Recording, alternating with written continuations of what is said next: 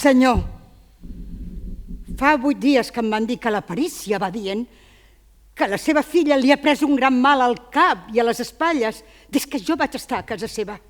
I ja no em mira ni per bona ni per vella i pretén que sóc jo qui li ha donat el mal.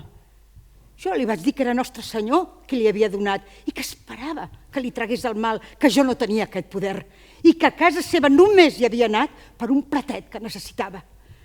I el diumenge, quan jo anava cap a la font, em va cridar des de la finestra.